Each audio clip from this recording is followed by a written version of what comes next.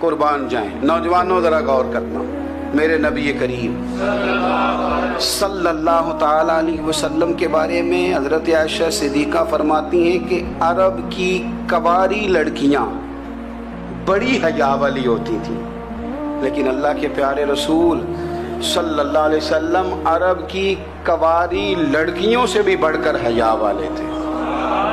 یہ ہمارے بچے مذاق میں ہمیں کئی دفعہ کہتے ہیں شادی کرا دو، شوگل میں کہہ دیتے، ابا کو کہہ دیتے ہیں، ابا کو منہ پہ آگے کہہ دیتے ہیں، کہتے ہیں یہ بڑا بھائی مصیبت بن گیا، یہ ہٹے گا تمہاری باری آئے گی۔ آپ کچھ ایسی باتیں کر رہے ہیں، کچھ ایسے انداز آپ اختیار کر رہے ہیں جو وفادار لوگ کرتے نہیں۔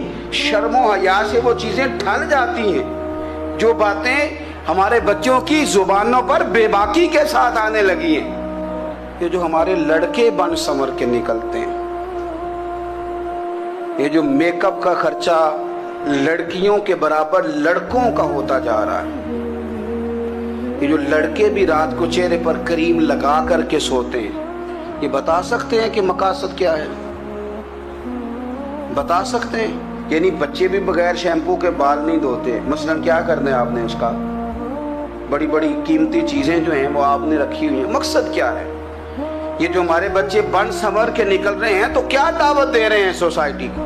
شارٹ نکرے پہن کے جو نکلے ہوئے ہیں، اوریاں لباس پہن کے نکلے ہوئے ہیں۔ اقبال نے کہا تھا دیار مشرق ہوس میں غلطاں، شباب اوریاں شراب عیسیاں، جسے بھی دیکھو غری کے عیسیاں، ہم ایسی تہذیب کیا کریں گے؟ شباب اوریاں، تم نے اپنی جوانی ننگی کر ڈالی ہے ساری، معاذ اللہ۔ کن مقاصد کے لیے؟ میں وہ اعداد و شمار بتا نہیں سکتا۔ ہمارے ہاں گند سستا ہو گیا ہے، لوگوں نے گناہ تک پہنچنا آسان بنا دیا ہے۔ آپ دیکھ لیں گندگی دروازے پہ اور گند موبائل میں، کیسے بچائیں ان بچوں کو؟ کیا کریں؟ کلیجے پھٹتے، کبھی باتیں سوچتے ہیں تو سوچتے ہیں آنے والی نسل کو کہاں لے جائیں، کہاں چھپائیں، کیا ایسا کریں کہ یہ بچ جائیں۔ خدا را قربان جائیں حضرت عثمان غنی پر۔ مصنف ابن ابی شیبہ میں صحابہ فرماتے ہیں حضرت عثمان غنی نا بڑے مالدار تھے۔ مال آتا ہے تو لوگ عیاش نہیں ہو جاتے، مال آتا ہے تو لوگوں کی خواہشات بہت بڑھ نہیں جاتی۔ بڑے مالدار تھے، مالدار بھی تھے اور سونے بھی بڑے تھے۔ حضرت اسامہ بن زید کہتے ہیں میں نے زندگی میں اتنا سونا بندہ نہیں دیکھا جتنے حضرت عثمان غنی خوبصورت تھے، پیسہ بھی حسن بھی۔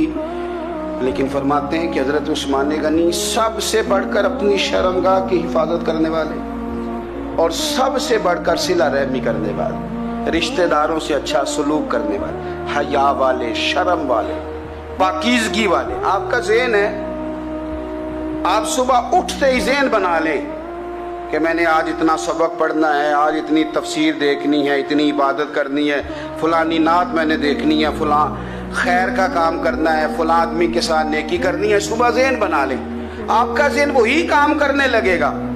لیکن اگر صبح اٹھتے ہی ذہن میں گندگی ہے، رات کو سوتے ہی معاذ اللہ ذہن میں وسوسے ہیں، تو پھر سارا دن وہی چکی چلے گی، وہی انداز رہے گا۔ تھوڑا سا آپ کو اس کی نگرانی کرنی ہے، تھوڑا سا۔ فحاشی، عریانی یہ تیزی سے پھیل رہی ہے، تیزی سے گندگی لوگ کشید کر کے لاتے ہیں۔ اور حیا کا مطلب صرف اتنا ہی نہیں ہے آپ زنا اور بدکاری سے بچیں، آپ اپنی زبان کو بھی حیا والا بنائیں۔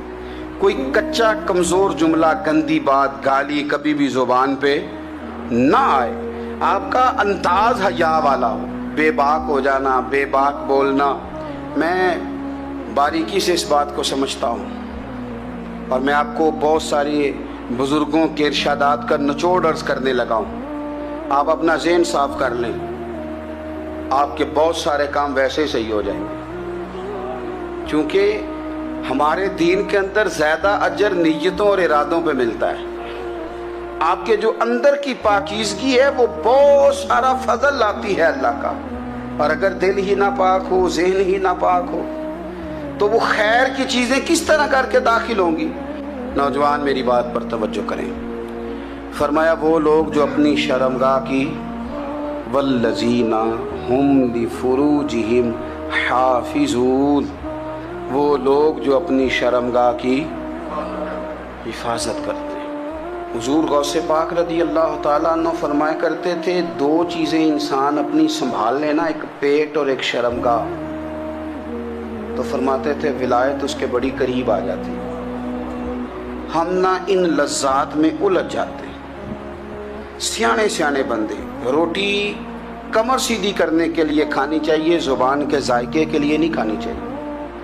یہ زبان کا ذائقہ لگ جائے یہ کہیں کا نہیں چھوڑتا انسان۔ اپنی شرمگاہ کی جو لوگ حفاظت کر لیتے ہیں، کوئی بڑے سے بڑا گناہ کرنے سے بھی بندہ کافر نہیں ہوتا، بندہ کفر کرنے سے کافر ہوتا ہے۔ گناہ بڑے سے بڑا کرنے والا بھی گناہ گار ہے، کافر نہیں۔ لیکن بعض گناہ ایسے ہیں جو جس وقت بندہ کر رہا ہوتا ہے اس وقت وہ مومن نہیں ہوتا۔ میرے نبی کریم صلی اللہ تعالیٰ علیہ وسلم نے فرمایا، جب کوئی شرابی شراب پیتا ہے اس وقت مومن نہیں ہوتا۔ جب کوئی چور چوری کرتا ہے تو اس وقت مومن نہیں ہوتا، اور جب کوئی زانی زنا کرتا ہے تو تب وہ مومن نہیں ہوتا۔ اتنی دیر کے لیے اس کے دل سے ایمان نکال لیا جاتا ہے۔ کفل کا ایک واقعہ ترمذی میں ملتا ہے۔ ایک شخص کفل نام کا تھا بنی اسرائیل میں، ایک عورت مجبور تھی، اس کے بچے بھوکے تھے، تو کفل نے اسے مائل کر لیا کہ تو میرے ساتھ گناہ کرے گی تو پھر میں تیرے بچوں کی روٹی تجھے دوں گا۔ تو وہ عورت پہلے تو بیچاری نہ مانی، لیکن بچوں کی بھوک دیکھ کے مجبور ہو گئی۔ جب کفل کے قریب گئی نا وہ عورت، اس نے دروازے سارے بند کر لیے۔ ترمذی شریف میں اس کا واقعہ موجود ہے۔ چاروں جانب سے بند ہو گیا سارا کچھ، لیکن جب وہ کفل کہتا ہے میں اس بی بی کے پاس جانے لگا تو عورت کا وجود کانپتا تھا۔ جس بندے کو گناہ کی طرف جاتے اس کی طبیعت میں ہیجان پیدا ہو تو مانا یہ ہے کہ ابھی ذہن پورا غلیظ نہیں ہوا، ابھی طبیعت پوری گندی نہیں ہوئی، ابھی ایمان کی بہت ساری قسمیں موجود ہیں، عورت کا وجود کانپتا ہے۔ تو کفل کہتے ہیں کہ میں نے اسے کہا کہ سارے دروازے بند ہیں، ڈرتی کیوں ہے؟ تو کہنے لگی ڈرتی اس لیے ہوں کہ سارے دروازے بند نہیں ہوتے، ایک دروازہ کھلا ہے اور وہ دروازہ رب قدیر کا دروازہ ہے، اسے کیسے بند کیا جا سکتا ہے؟ تو کہتے ہیں جب اس نے یہ لفظ کہے تو مجھ پر بھی بات کا اثر ہوا، مجھ پر۔ تو میں نے کہا کہ اگر تو عورت ہو کے رب سے اتنا ڈرتی ہے تو مجھے تو اس نے مرد بنایا ہے، تو مرد تو ہوتا ہی وہ ہے جو اپنے آپ پر کنٹرول کر سکے۔ تو اب نہ معاملہ آگے جائے گا، اب یہاں بات رکے گی نہیں، جا میں تجھے آزاد کرتا ہوں۔ عورت گئی، اس نے توبہ کی کفل نے، اور رات رو کے کہنے لگا مالک آج میں نے توبہ کی ہے تو میرے اوپر مہربانی کرنا، میری توبہ ٹوٹنے نہ پائے۔ رات اس نے توبہ کی، رات ہی انتقال ہو گیا۔ لوگوں کو پتا تھا بڑا بے حیا ہے، بد کردار ہے، گناہ گار ہے، شاید لوگ اس کا چہرہ دیکھنے بھی نہ جاتے، پر مالک کریم ہے نا۔